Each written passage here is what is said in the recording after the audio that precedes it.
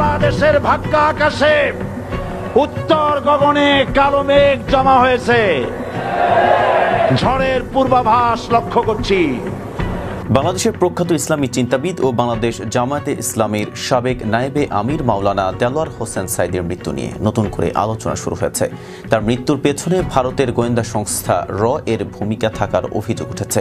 সাঈদীর জেল জীবনের সাথীরা এবং তার সেবকদের বর্ণনা অনুযায়ী ভারতের গোয়েন্দা সংস্থা র বাংলাদেশের সাবেক প্রধানমন্ত্রী শেখ হাসিনার কাছে একটি গোপন প্রতিবেদন দিয়েছিল, যেখানে সাঈদীকে দুনিয়া থেকে সরিয়ে দেওয়ার নির্দেশনা দেওয়া হয়েছিল। প্রতিবেদনে বলা হয়েছিল, সাঈদীর ব্যাপক জনসমর্থন এবং তার জনপ্রিয়তা শেখ হাসিনার সরকারের জন্য হুমকি স্বরূপ। কারাগারে থাকা অবস্থায় সাঈদী তার সেলমেট এবং সেবকদের কাছে ভারতের গোয়েন্দা সংস্থা র এর গোপন প্রতিবেদনের কথা উল্লেখ করেছিলেন।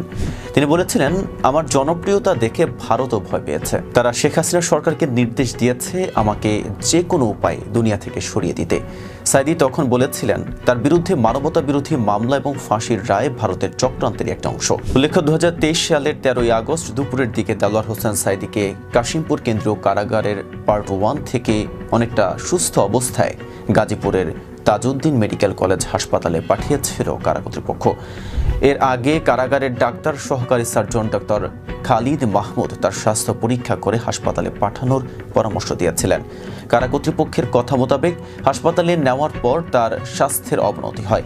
পরে ডাক্তাররা তাকে ঢাকার বঙ্গবন্ধু শেখ মুজিব মেডিকেল বিশ্ববিদ্যালয়ে পাঠানোর কথা বললে ওই রাতেই তাকে ঢাকায় পাঠানো হয়। শাহবাগে বঙ্গবন্ধু শেখ মুজিব মেডিকেল বিশ্ববিদ্যালয়ে নেওয়ার পর চিকিৎসাধীন অবস্থায় পরদিন রাতে ডাক্তার তাকে মৃত ঘোষণা করেন। তার মৃত্যুর খবর ছড়িয়ে পড়লে হাজার হাজার ভক্ত হাসপাতালের সামনে ভিড় জমান এবং সুস্থ সাঈদীকে পরিকল্পিতভাবে ইমরান এজ সরকারের অনুসারী ডাক্তার ইনজেকশন পুশ করে মেরে ফেলেছে বলে অভিযোগ করতে থাকেন।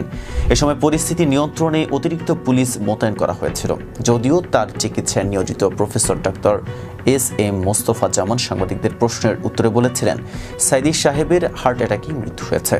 কিন্তু তার এই বক্তব্যকে কোনোভাবেই মেনে নিতে পারেননি সাঈদী ভক্তরা। পরে ঢাকা ও তার গ্রামে একাধিক জানাজা নামাজের পর তাকে পারিবারিক কবরস্থানে দাফন করা হয়েছিল।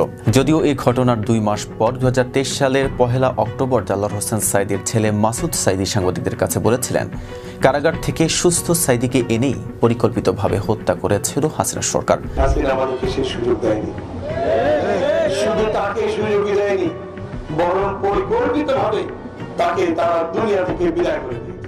দেলোয়ার হোসেন সাঈদীর কারা জীবনের স্মৃতিচারণ করে তার একজন খেদমতকারী সম্প্রতি বলেছেন, হুজুর 5 ওয়াক্ত নামাজ আদায় করতেন, কোরআন তেলাওয়াত করতেন এবং প্রতিদিন মধ্যরাতে তাহাজ্জুদের নামাজ পড়তেন।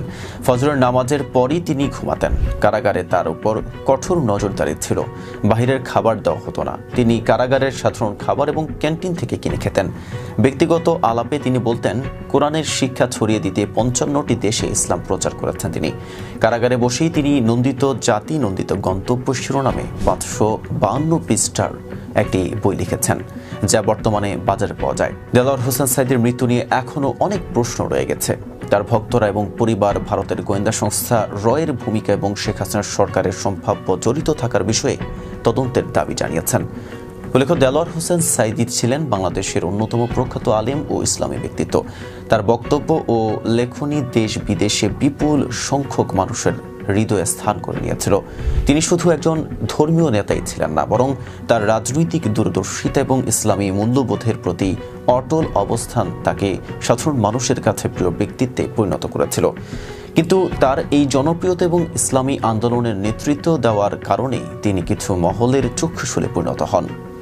এতক্ষণ সাথে ছিলাম মেহেদী হাসান। ফেজ দ্য পিপলের সাথে থাকার জন্য ধন্যবাদ।